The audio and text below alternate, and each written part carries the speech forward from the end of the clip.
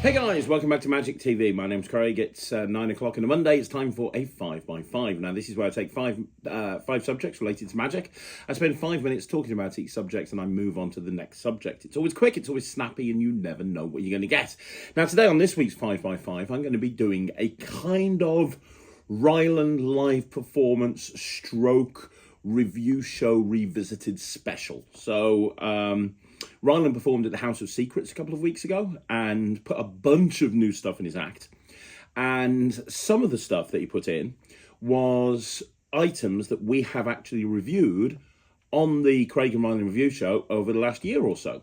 So what we try to do, it's not possible to do it every week, but every so often we try to do a review show revisited, where we take stuff that we've reviewed, put it in the real world and see what it looks like and see if it's any good. And I thought what we'd do is we'd take some of the routines that Ryland performed at the House of Secrets and have a good and talk about it and talk about how they were versus what we thought they would be like. So without further ado, we're going to get straight into it. If you want to go back and look at the original reviews, you can do, but I'm going to be talking about each one of the effects as they come up. Now, the first one we're going to be looking at is Punctured. Punctured is by Richard Griffin, and we reviewed this very recently on a Richard Griffin review show revisited, and Ryland was on that show with me, and we talked about a whole bunch of Richard Griffin stuff. And Punctured was the highlight for me and Ryland. It was one of the things that we thought would be really good. We gave it a great review. Let's have a look at Ryland performing at the House of Secrets, and then we'll talk about how it went.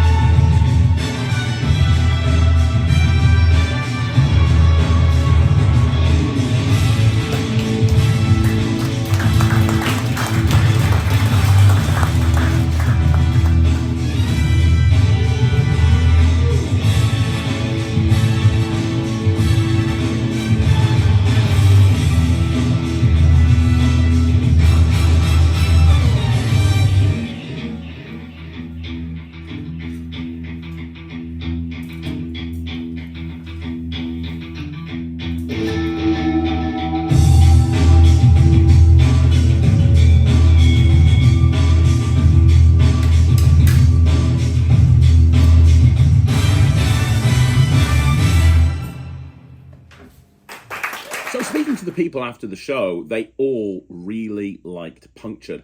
We were a little bit concerned that like Ryland's arm would be too small and so therefore wouldn't come across as good as it could have been. But, you know, he's performed this a few times now. This was the first time he's performed it, but we've used it as a lead-in to Spike Rap in the Illusion Show by kind of having Ryland do this very quickly first and then saying, well, let's up the danger, put him in a Spike Rap and putting 17 spikes through him. And both as a lead-in with the Illusion Show and also in his own show, it's had great reactions. One group came up to us that had travelled a long way to come and see Ryland's show, and they said, look, everything was amazing. That was one of my favourite things in the whole show. I think that doing stuff like Punctured really kind of gives your show a big feel. It kind of makes it feel bigger than maybe it actually is, because you're doing an illusion, a mini illusion. You know, it's not always possible to carry big illusions around with you to do a show, but throwing in stuff like this that will fit inside a case and being able to do it, this kind of gives it the same feel. And that's what you get with Punctured. From performing it on stage, I can tell you that the angles are perfect. It looks really good. It's quick, it's visual, it's snappy. You all know, if you've been watching this channel for any length of time, that Ryland loves performing stuff to music. He'll spend hours listening to music, trying to find the right track. The track he used for this is obviously a very well-known track for magicians. It's from Kill Bill, but it fit perfectly with this. The timing and everything fit absolutely perfectly. Yeah, I mean, we gave it a great review in the original review show, and I stand by that review. I'd go so far as to say that if you are looking to put a stage show together and you're wanting to do something to music and you want to elevate your show by putting a music piece in there and what feels like an illusion, a grand illusion, then Punctured is absolutely the right thing to go for. Very easy and allows you to focus on presentation. I will say that Richard has two props that are very similar. One's called Torched and one's called Punctured. The only difference is with Torched, they're lit torches that go through the arm. We decided to go with Punctured instead because there's a lot of venues that just won't let you use fire. Ryland was booked to do his Harry Potter act for a corporate event a couple of weeks ago, and it was at this really swanky hotel in London Centre. And there's this moment where the candles go on and off, and it is literally just a candle. And even though we'd sent risk assessments and everything in, they were like, oh, we don't know about a naked flame. And it was like little candles. So God knows what they'd think about having lit torches go through somebody's arm. As it happened, it was fine. But the point is, think about the venue that you perform in before you actually pick up this prop or torched or whatever. But yes, I'd stand by this 100%. I think Punctured is very, very good and definitely worth the grade that we gave it. Now we're going to move on to another thing, a very, very popular item amongst magicians. We're going to look at Henry Harrius's Vanishing Bottle. So at the Blackpool Magic Convention, Henry brought out a version of Refilled with a Coke bottle. Now, if you don't know Refilled is a trick that Henry brought out about a year ago with a really well-made beer bottle, a vanishing bottle style beer bottle, along with a routine that allows you to refill the bottle apparently by magic. And it's a great trick, great effect. A lot of people do it. Nemid does it in his show an awful lot. I've done it several times in my show. Ryland's always wanted to do Refilled or Vanishing Bottle, and unfortunately beer bottles don't really work well for him, and it's kind of a bit inappropriate having a kid come out with a beer bottle and doing Refilled. But at the Blackpool Magic Convention, Henry brought out a Coke bottle version, and that's what you're about to see Ryland perform with. So this is the Henry Harrius Vanishing Bottle. Now, we reviewed this recently as well, gave it a great review. I'll talk about what I thought about it in a second, but first of all, let's have a look at a performance. I will say that after rehearsing both Refilled and the traditional Vanishing Bottle routine for a few weeks, Ryland chose to kind of go down the route of the Vanishing Bottle routine as opposed to the Refilled routine, which is fine. You've got to do what's comfortable to you, and he preferred to kind of lean more in that direction. So let's have a look at the performance. I was supposed to do this earlier on, but I completely forgot this. I'm going to show you a trick that I actually learned when I was 2 years old. So basically I learned it when I started magic. So it involves this brown paper bag. So you were trying to? Kim. Now you can see, Kim, this bag is completely and totally empty, yeah? Now what I'm going to do is I'm going to put my hand inside the bag. Now what I want you to do, I want you to name a number between 0 and 5. 3. Are you sure? 3. Thank you. I said I learned it when I was 2. I didn't say it was very good. I'll show you a trick that I learned when I was a little bit older that's a little bit better. This time it involves the same brown paper bag, but this time it involves a Coca-Cola bottle. Okay? So I'm going to put the Coca-Cola bottle inside the bag, and I'm going to try and make it disappear right in front of your very eyes. On the count of 3. 1, 2, 3.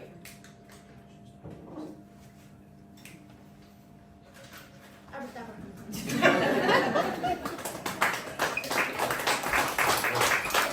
I said I was a little bit older. I was only 3. I I didn't say it was any good. But would it be impressive if I did it, but I let go of the bag? Yeah. Okay, right, I'll do it, but I'll let go of the bag. You ready?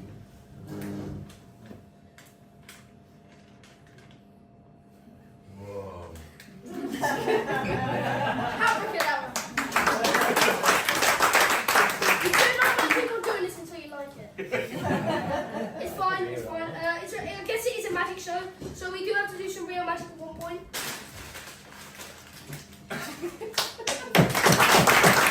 There you go, that's Vanishing Bottle. It's a great trick. It's a great trick. I'll tell you something now. I've been using Vanishing Bottle to close my act. To open my act for as long back as I can remember. I've been doing this for years and years and years, way before Ryland was born.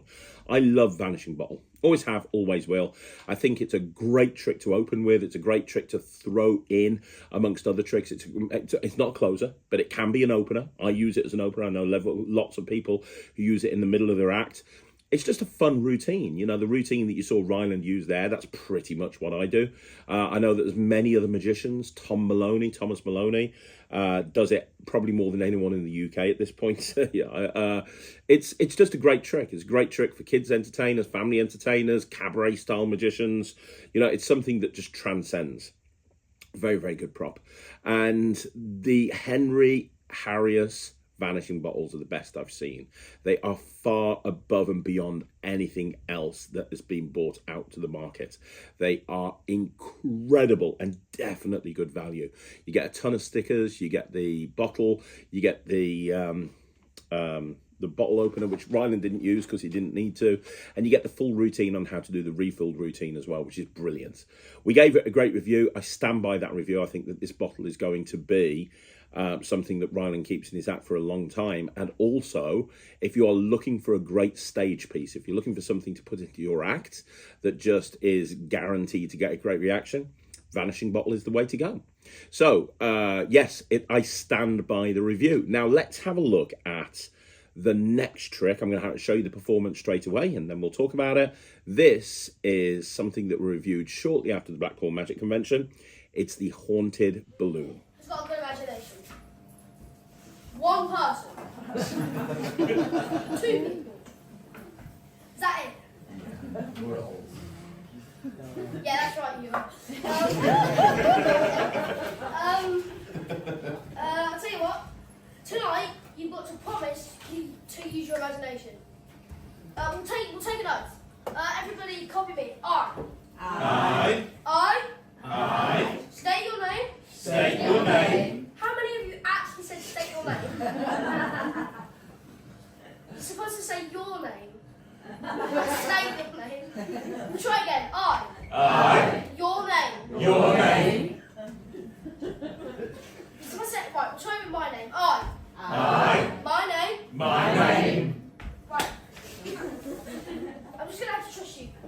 Never mind. Okay. Do you promise to use your imagination then? Yeah. Okay, just for tonight.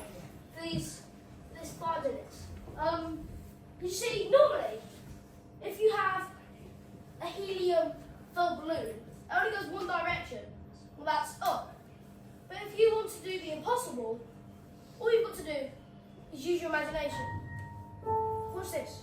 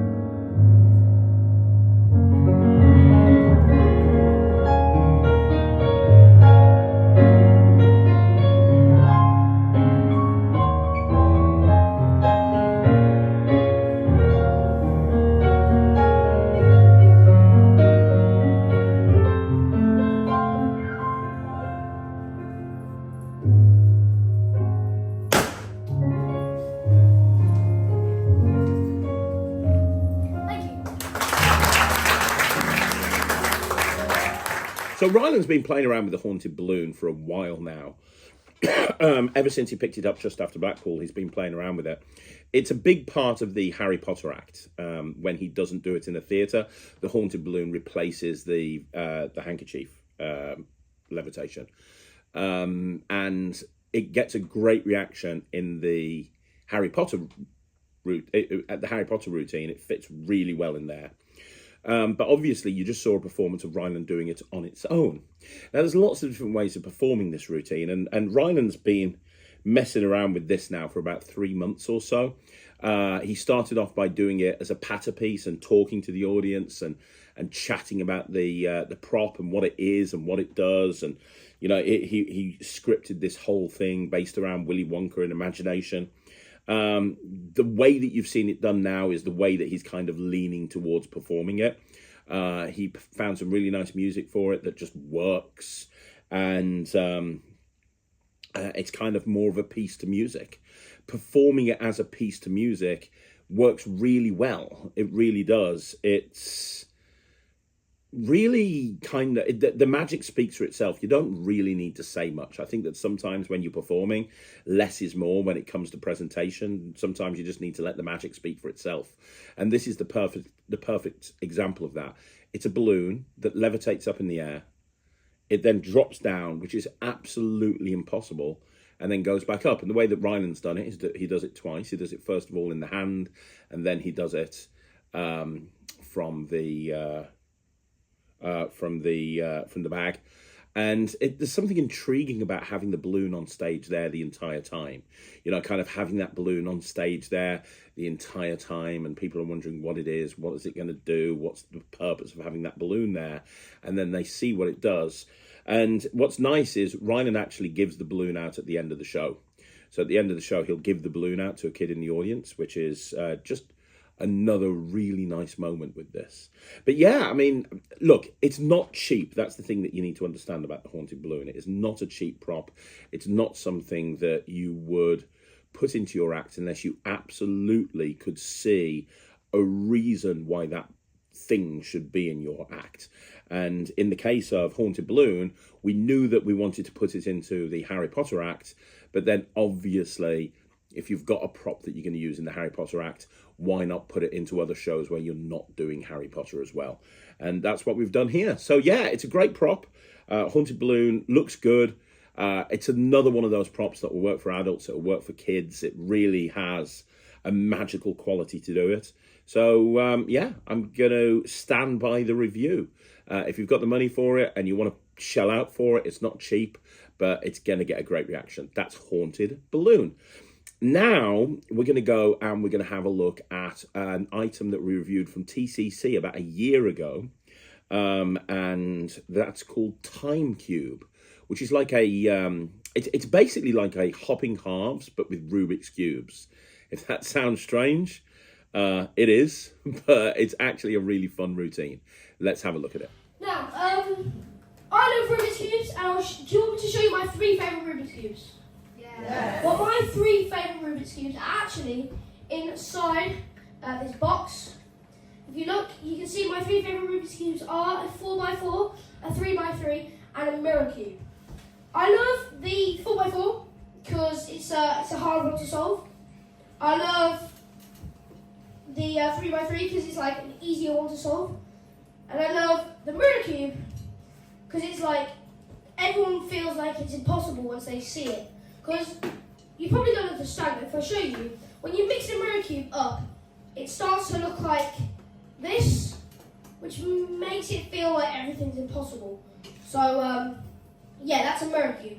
So, have I mixed this up? Oh no. Oops. No, it's fine. Fine. We got it. Okay, right. Now, as well as the cubes, I also have a brown paper bag. As you can see, the bag is completely and totally empty, okay? Right, I'm going to put the cubes inside the bag, starting with, we'll go the 4x4. Okay, 4x4's in. Now you put the 3x3 in, and then we'll put the mirror cube in. Now if I take one cube away, we'll take the 3x3 and we'll put it over here. That means that 3 take away 1 is 2. Which should be right, but if you snap your fingers, it's 3. Because you get the 4x4, you get the mirror cube, but it turns out the 3x3 kind of comes back. Now, for those of you who missed it, we'll do it again. We'll put the 4x4 in, put the mirror cube in, I'll put the 3x3 in. This time, I'll do it with the mirror cube, yeah. We'll take the mirror cube, we'll put it away. Now, 3 take away 1 is 2. 2 minutes to snap my fingers, it's 3. Now you can see, we still have the 3x3. We still have the 4x4. But now, the mirror cube is back. Thank you. Now you see, if we've done it with 2, we've got to do it with 3. So we'll put all the cubes back in, we'll put the mirror cube in, we'll put the 3x3 in, and then the last one, 4x4. Now we take the 4x4 away, like that, and we put it over here. 3 take away 2 is? 3. 1. Yeah, it's 1. Right, you're not smart, you look. Anyway, I'm going to snap my fingers and it should be 3. So, actually, why don't we all snap our fingers together? Everybody snap your fingers on the count of 3. You ready? 1, 2, 3. That sounded pretty cool, actually. Anyway, let's see what it does to the cubes.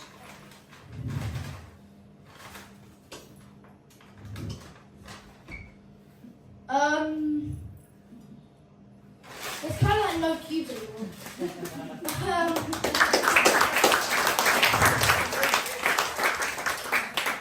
thing is, those were my 3 favourite cubes. What do I do now? This happened once before actually, and the cubes went back to where they started.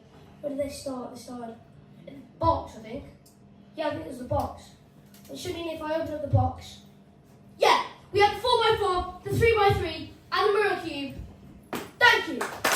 Okay, so this is one of my favourite routines that Ryland does. I love this. When Ryland does his normal act and he's not dressing up as Harry Potter, there's a lot of Rubik's Cube magic in there. There's Venom Cube, there's Cube Buster, there's The Solution by Michael Murray, there's a bunch of cube solves, there's the Cube Wall, there's Cube in Bottle. There's a blindfold cube solve that always gets thrown in there at various different points. There's a lot of stuff that happens in Ryland's show when it comes to Rubik's Cubes. And Time Cube just fits really nicely in amongst all of those because it allows him to talk about his favourite thing, which is cubes, and let me show you my cube collection.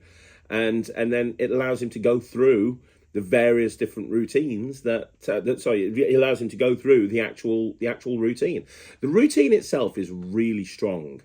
And I'll be honest with you, the first time I saw this, it fooled me. I kind of knew roughly the idea of how it was working, but I didn't know exactly. And the finale just kicked me in the teeth. I didn't expect the finale at all. I love the fact that it comes full circle. You start off by showing the cubes in the box. You take the cubes out, and at the end they go back into the box. That full circle thing is something that really appeals to me. And I love that there's a lot of audience interaction in there. You know, it's kind of like, right, 3 cubes. If I take 1 away, 3 minus 1 is 2. Exactly. But if I snap my fingers, you've still got this, and now you've got this. It is hopping halves with cubes, and I've always loved hopping halves. Because it's such a strong plot.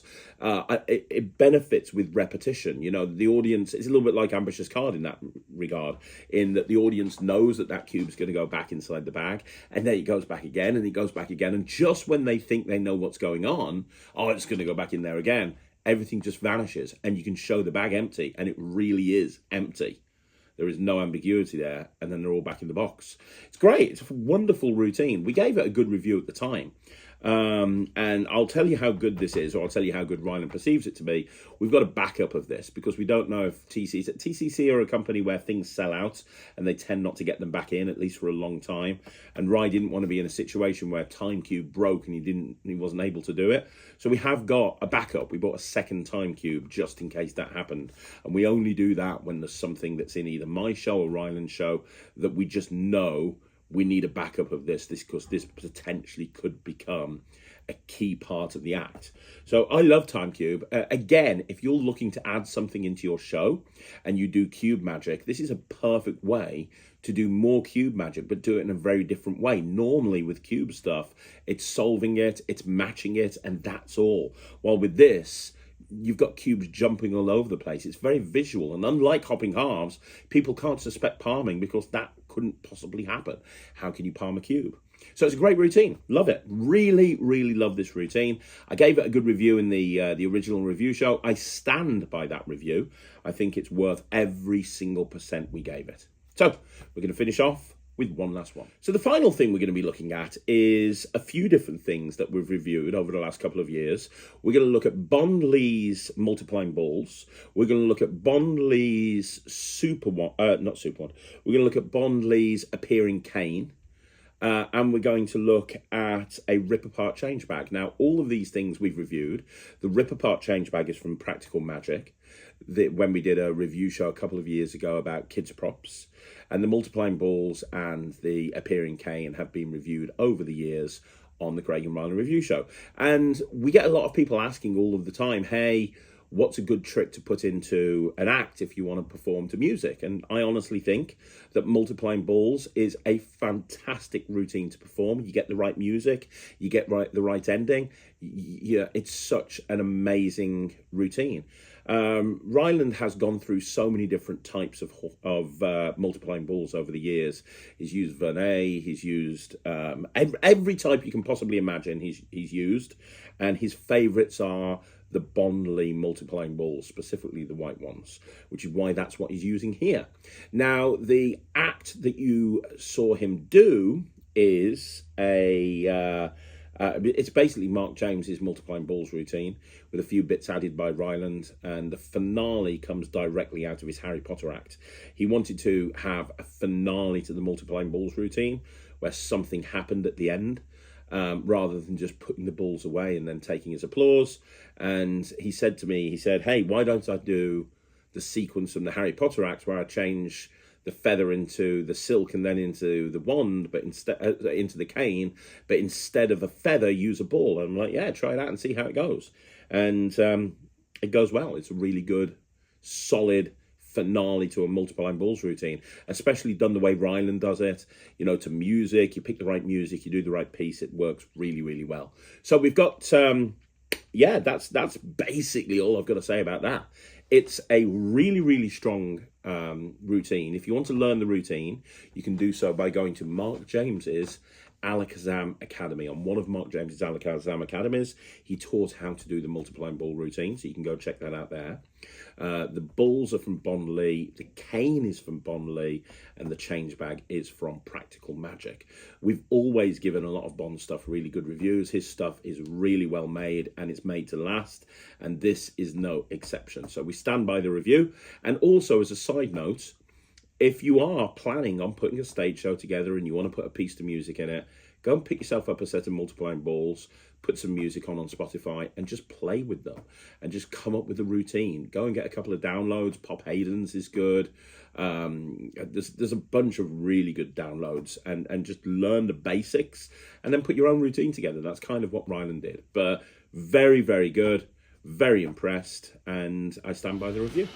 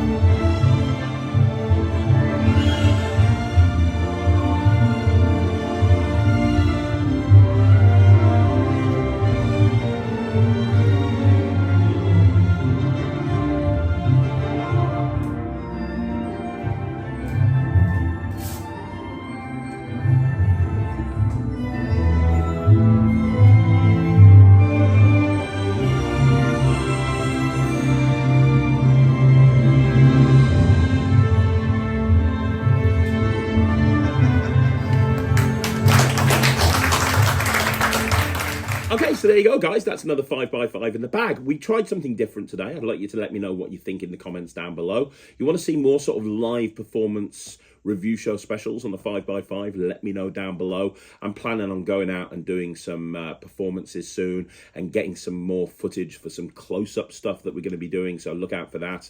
But yeah, you want to see more videos like this, like the video, subscribe to the channel, leave a comment down below. Also, if you haven't already done so, please go ahead and join the Netrix. It's www.thenetrix.com. That's www.thenetrix.com. Go check it out, see what all the fuss is about. But I will be back again very, very soon. Thanks for watching. My name's Craig for Magic.